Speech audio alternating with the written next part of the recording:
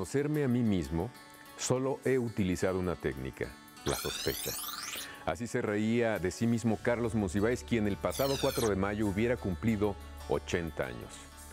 Escritor, periodista y un fiel cronista de los acontecimientos sociales y políticos del México en los últimos años, Carlos Monsiváis fue un firme defensor de las ideas liberales, mantuvo su postura antiautoritarismo y se convirtió en una fuente indispensable para ser consultado sobre los más variados asuntos, que iban desde el quehacer literario, la farándula, hasta los asuntos políticos más delicados. Hoy, en Cuenta Conmigo, recordaremos a Carlos Monsiváis. Además tendremos en entrevista a uno de sus amigos más cercanos, el doctor Iván Restrepo, y para analizar los aportes literarios y periodísticos de Monsi, como le decían sus amigos, platicaremos con la doctora Loret Godinas, del Instituto de Investigaciones Bibliográficas de la UNAM.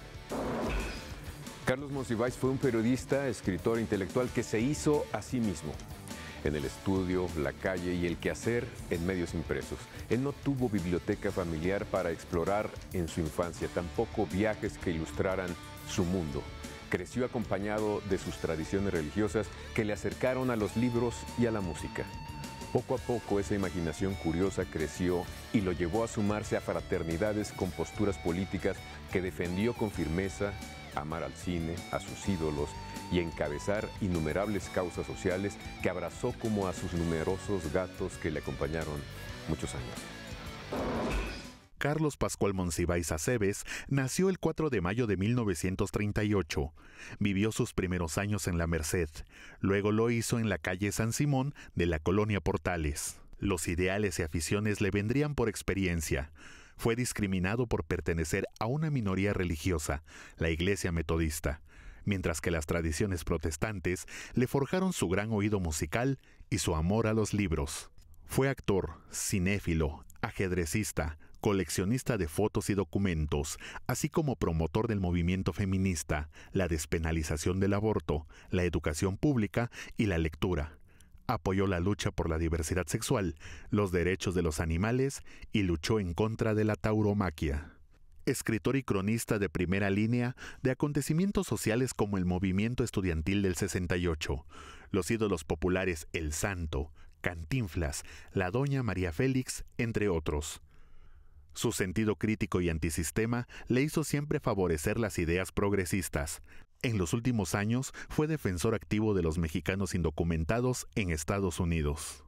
Si Carlos Monsiváis se autodefinió como fue un intelectual de izquierda, cabe decir que fue, sin duda, el más influyente e icónico intelectual de México en los últimos años. Y para acercarnos a Carlos Monsiváis desde un ángulo no tan común, pues está con nosotros Iván Restrepo, que él sí fue uno de sus amigos, que fue constantemente quien hablaba con él muy temprano en la mañana, ¿no, Iván? Gracias por estar aquí. Gracias por invitarme a las 6:30. A las 6:30 intercambiaban. A veces a las 6. Y en ocasiones muy especiales, aunque yo suelo dormirme sobre 11:30 o 12 de la noche, sonaba el teléfono a la 1 de la mañana porque venía de alguna cena donde había escuchado algo realmente importante, y lo importante era la anécdota de ver lo que había sido el desastre de X cena o de X encuentro. Sí. Sí, en realidad la amistad con Carlos era más telefónica que personal. Sí, pero era constante. Ahora que tantos dicen que habían sido sus amigos, me sorprende porque realmente amigos que yo conozca eres tú, Elena, de esos personajes que siempre Carlos los refería, y me da gusto que estés aquí. Iván, me gustaría que nos hablaras de ese otro Carlos que no tiene que ver solo con la apuesta por la crónica, solo con la literatura, sino ese otro Carlos que le gustaba, por ejemplo, mucho el cine, le gustaba la cultura popular, y me da la impresión que ese acercamiento a este tipo de manifestaciones culturales le permitían entender mejor los fenómenos sociales o de otra manera. Bueno, yo inicié la amistad con Carlos en medio de personajes que tenían que ver muy poco con la cultura popular. Cuando lo conocí fue en un café que estaba al lado del Novedades y donde se juntaban a hacer México en la Cultura, el suplemento que dirigía Fernando Benítez. Ahí cayó un jovencito de lentes, corbata, y yo en aquel entonces era colaborador del Novedades, que era un gran periódico, era la oposición al Excelsior, oficialista, más que cualquier otro diario en ese momento. Llegó un jovencito de lentes, no se me olvida, llegó José Emilio Pacheco, y por supuesto yo estaba con Fernando Benítez, que comenzaba mi amistad con Fernando. Ahí me lo presentaron. Y como cosa rara, derivaron las conversaciones hacia lo popular. Oye, tú debes de conocer tal disco, tal canción, tal actor, tal cantante. Y dije, sí. Y desde ese momento nos unió fundamentalmente lo que tenía que ver con las grandes figuras del cine, de la televisión y de la música. Carlos realmente era un conocedor espléndido sobre el cine mexicano, pero no solo sobre el cine mexicano, sino sobre el cine mundial. Era un conocedor espléndido de la música, no solo de la clásica, sino de la música, del gospel, por ejemplo, de las grandes cantantes americanas. Sabía casi todo sobre los cantantes americanos. Y sobre México ni se diga. Era realmente una enciclopedia, igual que sobre el cine. Bueno, nos estabas contando algo antes de empezar esta conversación sobre su encuentro con Tito Guízar. Bueno, lo de Tito Guízar fue muy divertido. Yo le tenía una enorme admiración porque las canciones que yo escuchaba cantar a mi mamá cuando estábamos pequeños eran de Tito Guízar.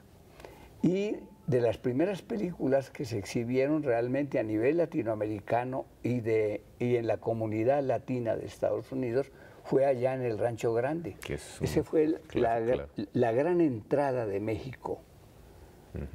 Digamos, si quieren, folclórica, pero la otra visión, a la visión que se había formado muy negativa por la Constitución de 1917, que fue muy combatida especialmente por el clero en toda América Latina, era el cine. Y Carlos no conocía a Tito Guízar. Y no podía. Entonces un amigo, Armando Pous, le dijo, yo voy con Tito, ¿tú lo conoces? Sí, lo conozco, pero nunca he estado en la casa. Bueno, vino Tito a comer y fue realmente un diálogo de dos conocedores sobre música americana, sobre cine y sobre música mexicana, desde Esperón y Cortázar hasta lo último, terminando casi con Gloria Trevi, con Juan Gabriel y todo. Pero Tito comenzaba a cantar o a narrarnos cómo había grabado en la RCA Víctor de Estados Unidos X canción, y comenzaba a decirla en inglés, y Carlos lo continuaba.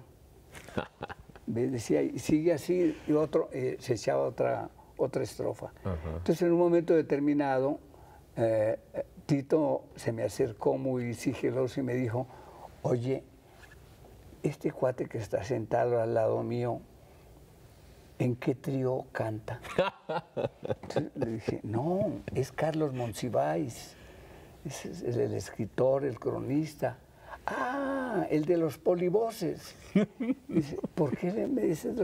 Es que Cuenca lo imita muy bien. Hay una imitación de Monsiváis hecho por Enrique Cuenca y lo entrevista Jacobo. Pues ese es. Ese, entonces, conocía todo. Conocía todo, Carlos. Igual en el cine. El cineclub que montó en su casa y al cual se llamaba Cineclub Emma Roldán, en homenaje a la gran figura del cine mexicano, recia, bueno, los que han visto las películas de Pedro Infante se darán cuenta quién es Emma Roldán, toda una figura del... Y además te ofreció un menú, te decía, ¿qué versión quieres de tal película? Tenía todas las versiones. Ah, sí, él era un coleccionista terrible. ¿Y tú sí crees entonces que ese conocimiento le ayudó a entender la sociedad de otra manera? Ah, no. Sí, yo creo que las crónicas, los grandes textos sobre la sociedad como tal, que Carlos le ofrece a los lectores ahora y que tanto se extraña que no esté para analizar lo que estamos viendo en el país, se debe a que se metió completamente, se sumergió en lo popular. ¿Ves? Eso te da una idea de cómo lograba extraer los jugos fundamentales de lo que es el mexicano. Te da una idea también por qué recorría todo el país. Y decías tú, pero ¿qué está haciendo Carlos en una secundaria número 2 de Matamoros?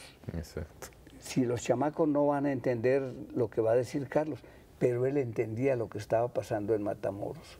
Es decir, se metió completamente en lo popular y dejó en sus textos la expresión, la interpretación de lo mexicano.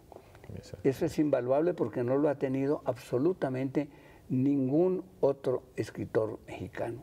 Y creo que eso se lo debemos a Carlos, no solo en el cine, en la cuestión del espectáculo, en la cuestión de la televisión, de los medios. Bueno, lo acusaron algunos despistados de frívolo, ¿no? Precisamente por eso. Sí, ¿cómo iban a aguantar?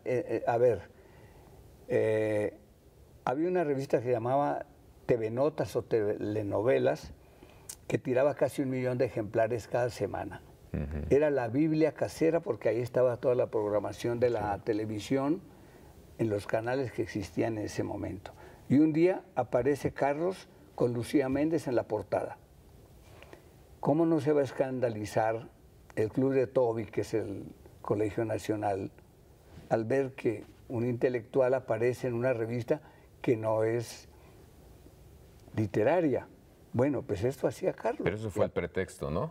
Ah, sí, por Realmente supuesto. era un personaje incómodo para el colegio, supongo. No, hubiera sido muy incómodo, hubiera sido realmente como Sansón destruyendo el templo, con todas sus fuerzas. Y habría llegado a convertir otra vez al colegio en lo que había sido originalmente, con personajes como Diego Rivera. Claro, porque las conferencias de Diego eran muy divertidas.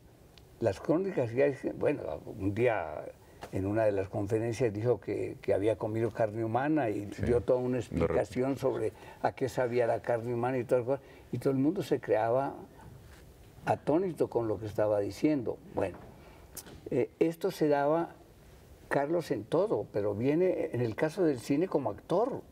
También como actor, es cierto, estuvo en varias películas. Hombre, pues, comenzando por Los Caifanes, En este pueblo no hay ladrones, y su última aparición pública pues fue con La Guerrera, con Gloria Chagoyán. Ah, Rosa, la trailera. Rola la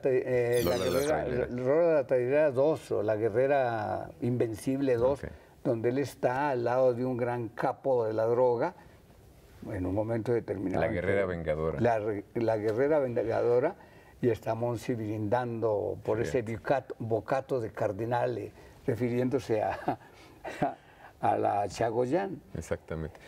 Oye, me gustaría seguir conversando contigo, pero el tiempo en televisión es terrible y de hierro, Iván. Me da mucho gusto que nos hayas compartido esta otra parte de ese Carlos que no conocemos y lo conocemos un poco gracias a ti. Gracias por invitarme y espero que no sea la última vez. No, no será la última. Muchas gracias y felicidades al canal. Gracias y seguimos aquí.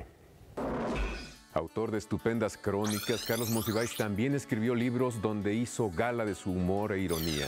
Días de guardar, Nuevo Catecismo para Indios Remisos y Los Rituales del Caos, entre otros. Justo hace 10 años, en el marco de su cumpleaños 70, a manera de celebración, realizamos un programa dedicado a él en Canal 22 titulado Página Cero, en el que, de manera magistral, la artista e intérprete Astrid Haddad dio vida a un texto de Carlos Monsiváis. En el terreno visual, la Ciudad de México es, sobre todo, la demasiada gente. En el Distrito Federal, la obsesión permanente es la multitud que rodea a la multitud. La manera en que cada persona, así no lo sepa o no lo admita, se precave, se atrinchera en el mínimo sitio que la ciudad le concede.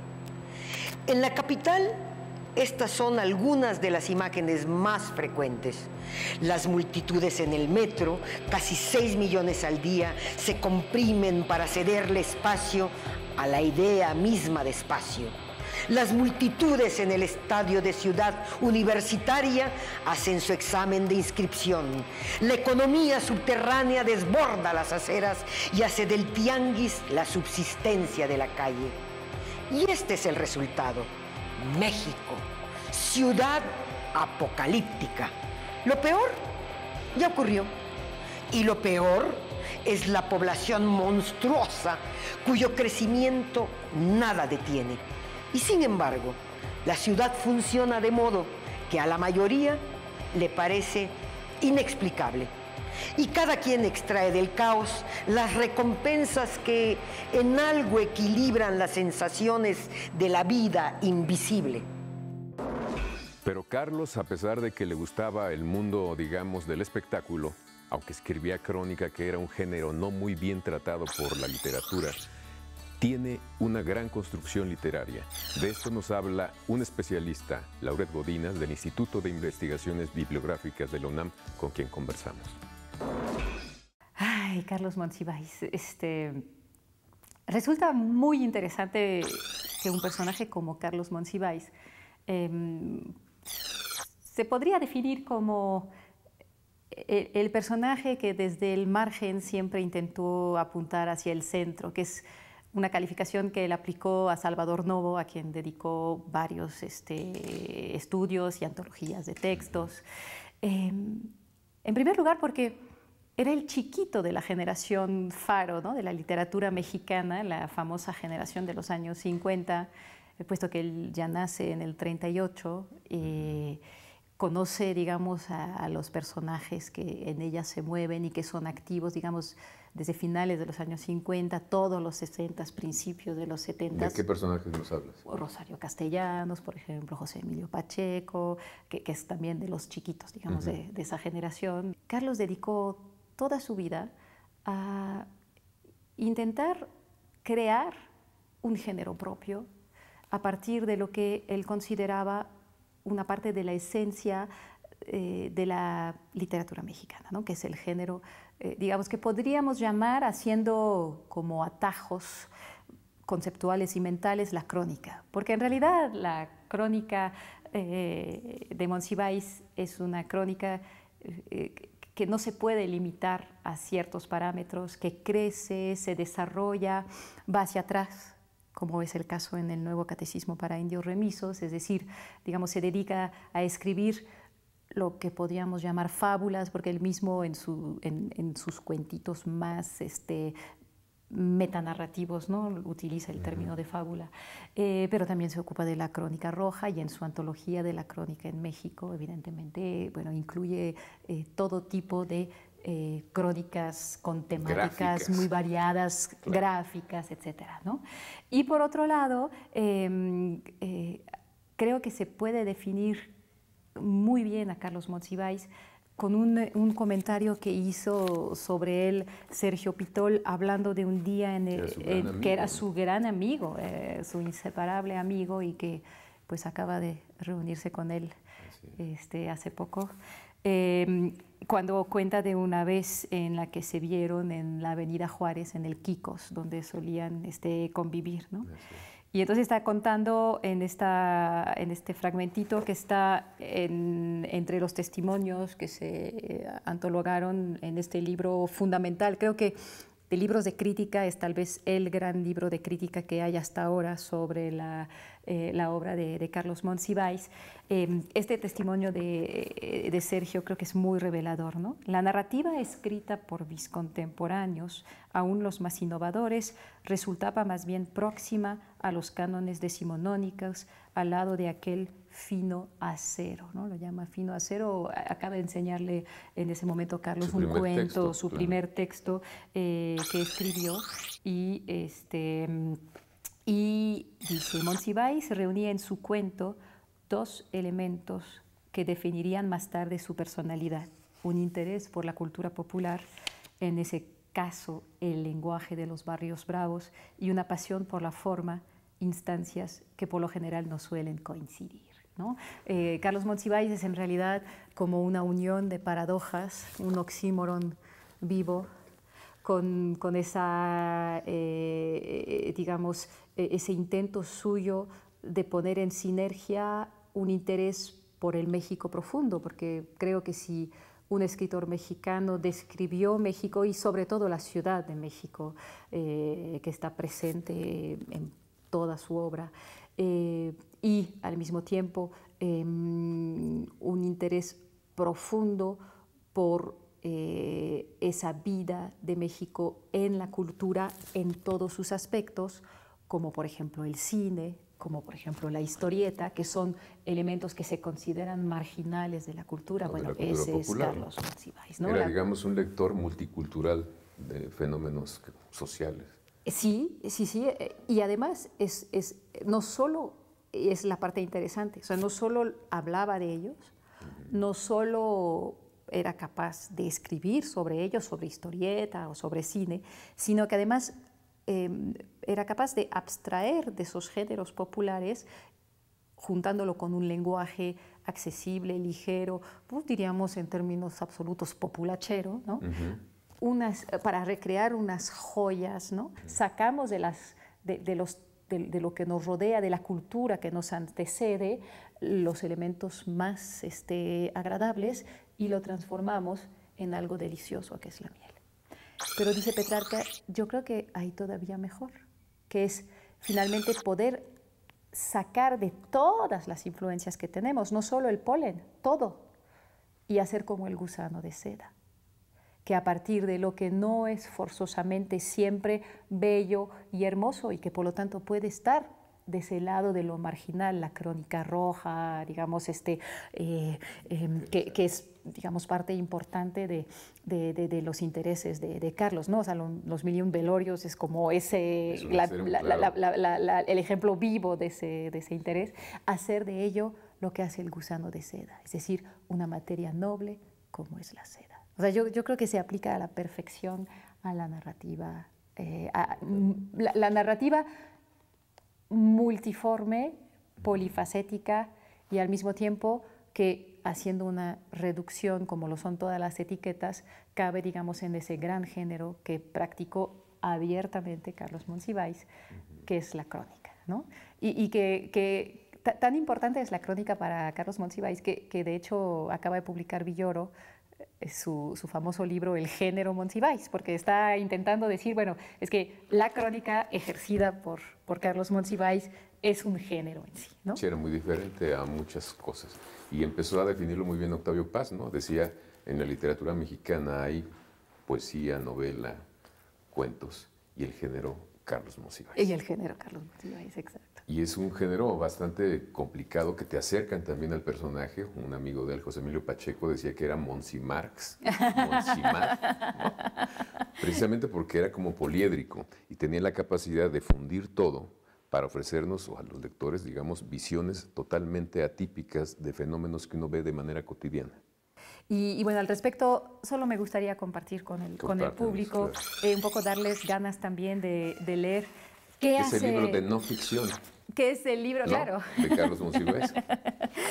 El libro, justamente, el nuevo catecismo para indios remisos, perdón por lo traqueteado de mi ejemplar, pero ha sido muy leído. Aquí tenemos, curiosamente, nada más un pequeño detalle, aquí tenemos la edición de 1996 y es una edición crecida, ¿no?, de la primera edición de 1982. Nada más quisiera destacar que, bueno, la Biblioteca Nacional de México tiene prácticamente toda la obra de Carlos Monsiváis para, pues, invitarlos a venirlos a consultar y a estudiar a Carlos Monsiváis. Que sí cambian las ediciones, ¿verdad? Ah, claro. O sea, imagínense de una pequeña edición con una caja pequeñísima, ¿no?, a esta edición, digamos, más, podríamos decir más lujosa, porque esta sí incluye los grabados en la parte central de Francisco Toledo. Y ahí es interesante decir que Carlos decía del nuevo catecismo para indios remisos que en realidad no era su culpa. O sea, que él había escrito eso más bien instigado ¿no? Así que sí, obligado por Francisco Toledo, que le había dicho amigo, que eso era su otro gran amigo, a quien dedica, de hecho, el libro, lo dedica a él y a Sergio Pitol, por estos magníficos grabados que hizo Francisco Toledo y que tenían evidentemente que ver con el impacto de los relatos de la conquista en Toledo, que bueno, desde Oaxaca tenía como esa gran influencia de la vida, digamos, de la visión, ¿no? de la conquista. Muchísimas gracias, Loret Godínez. No, muchas gracias a ti. Seguimos aquí. Cada 15 de mayo en México celebramos el Día del Maestro. Y como dato curioso, en otras historias quisimos revisar quiénes de esas celebridades del mundo musical y artístico en su momento estuvieron al frente de un aula, enseñando alguna asignatura o encaminando habilidades o desarrollando talentos de niños y jóvenes. Estas son las figuras conocidas en el mundo que fueron maestros en su momento. A los músicos generalmente se les llama maestros para definir sus talentos en labores artísticas, pero pocos imaginan que también es por sus méritos académicos o profesión.